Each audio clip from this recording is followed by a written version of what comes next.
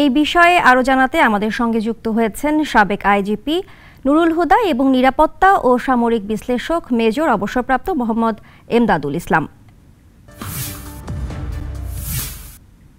আপনাদের দুজনকেই স্বাগত। শুরুতেই যেতে চাই জনাব নুরুল হুদা আপনার কাছে। জনাব, মাঠ পর্যায়ে তো এখনো শৃঙ্খলা ফেরেনি, তো এই সংকট কাটাতে সেনাবাহিনীর হাতে ম্যাজিস্ট্রেসি ক্ষমতা কতটা কার্যকর হবে বলে আপনি মনে করেন? এটা যথেষ্ট কার্যকর হবে। এটা নতুন কিছু না।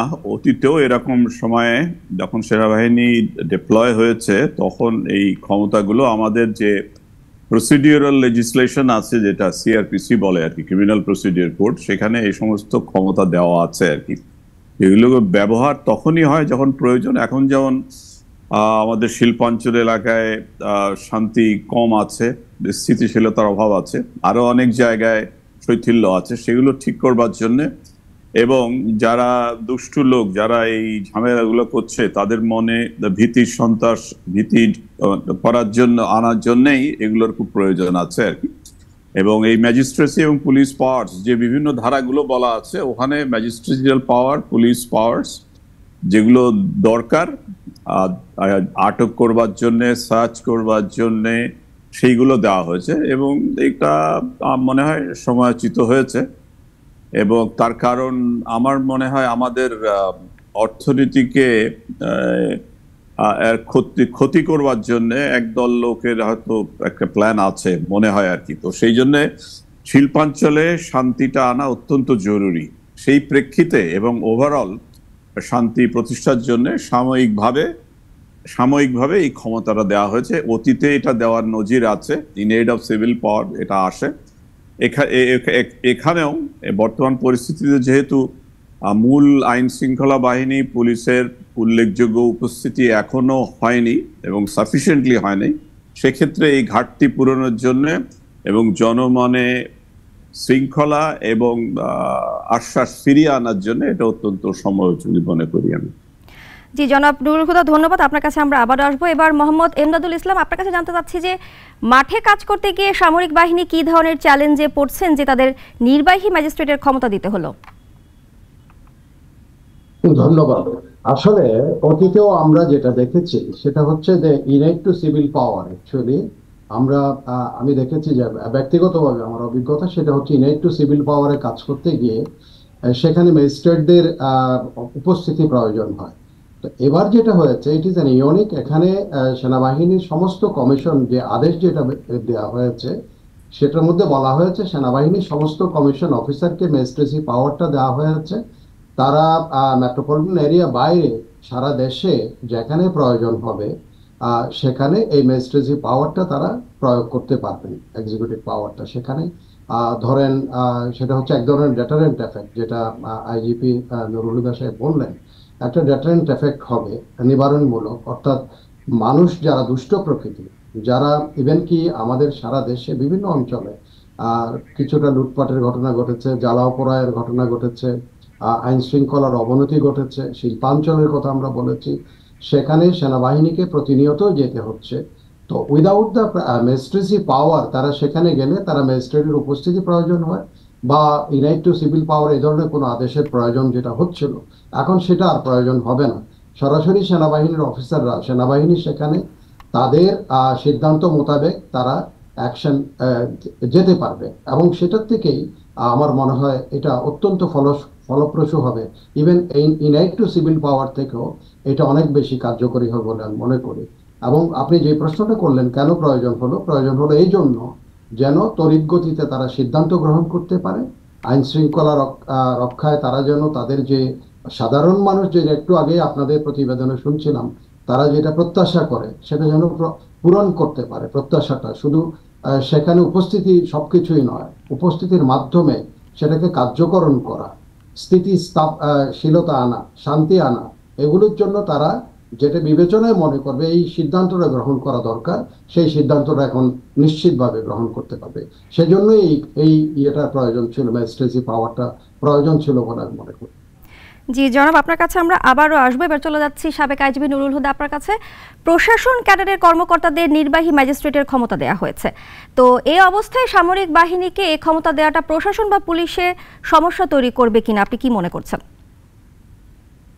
না, আমি তো সমস্যা দেখি না, তার কারণ এটা তারা কমপ্লিমেন্টারি এবং সাপ্লিমেন্টারি, অর্থাৎ সম্পূরক এবং পরিপূরক সংস্থা হিসেবে আসছে, এবং যেটা এখন খুব প্রয়োজন আর কি।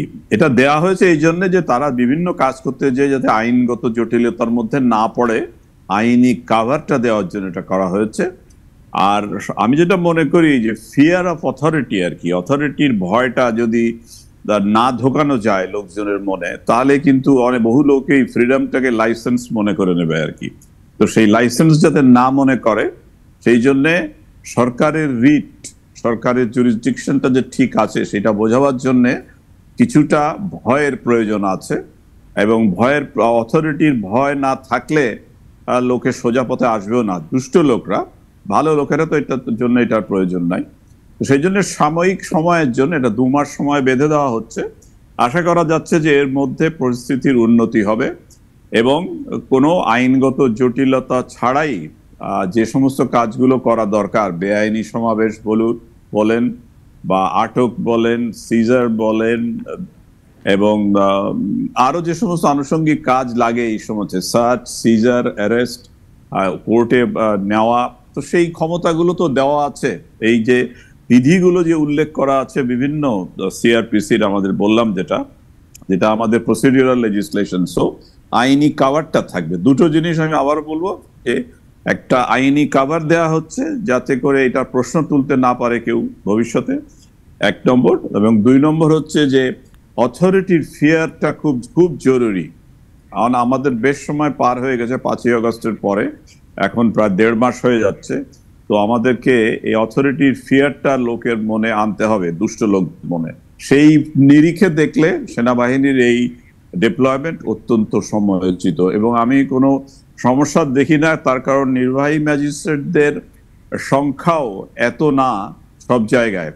খেয়াল করবে যে এটা মেট্রোপলিটন এলাকায় দেওয়া নেই, মেট্রোপলিটন এলাকায় পুলিশ অফিসারদেরও ম্যাজিস্ট্রেসি পাওয়ার আছে তাদের ডিএম মেট্রোপলিটন অর্ডিন্যান্স মোতাবেক, সেই জন্য এখানে দরকার নাই। কিন্তু অন্যান্য জায়গায় এটা বেসামরিক প্রশাসনের সাহায্যে আসছে, সেক্ষেত্রে ভুল বোঝাবুঝি বা ক্ষমতার ভাগাভাগি নিয়ে কোনো সমস্যার আমি মনে করি না অবকাশ আছে।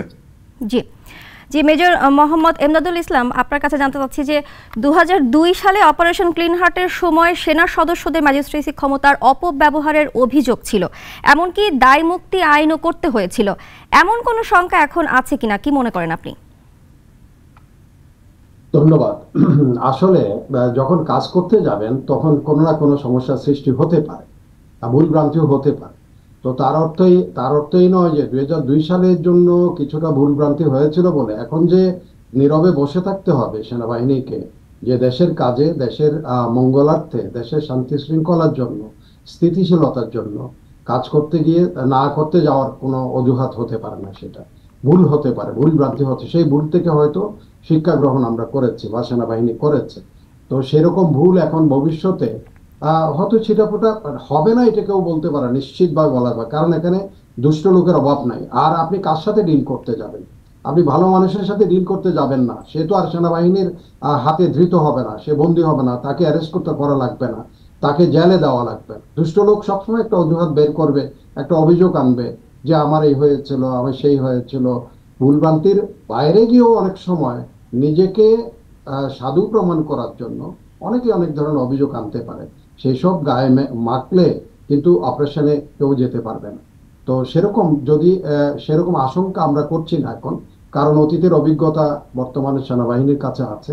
সেই অভিজ্ঞতা থেকেই তারা পথ দেখবে, পথ চলবে, অভিজ্ঞতা নিয়ে, অতীতের অভিজ্ঞতা থেকে। অতীতের অভিজ্ঞতার যদি কোনো ভুল ভ্রান্তি থেকেও থাকে, ভবিষ্যতে সেই ভুল ভ্রান্তি হবে না বলে আশা করি। আর হলেও সেগুলো হয়তো শুধরানোর পথ থাকবে তখন নিশ্চয়ই। জি, মেজর মোহাম্মদ এমদাদুল ইসলাম এবং জনাব নুরুল হুদা, আপনাদের দুজনকে অসংখ্য ধন্যবাদ আমাদের সাথে যুক্ত হবার জন্য। দর্শক, সামরিক বাহিনীকে নির্বাহী ম্যাজিস্ট্রেটের ক্ষমতা দেওয়ার বিষয়ে আমাদের সঙ্গে যুক্ত হয়েছিলেন সাবেক আইজিপি নুরুল হুদা এবং আমাদের নিরাপত্তা বিশ্লেষক মেজর অবসরপ্রাপ্ত মোহাম্মদ এমদাদুল ইসলাম। 250-টিরও বেশি ডিজাইন অপশন নিয়ে ওয়ালটন স্মার্ট ফ্রিজ, বোঝে আপনার প্রয়োজন।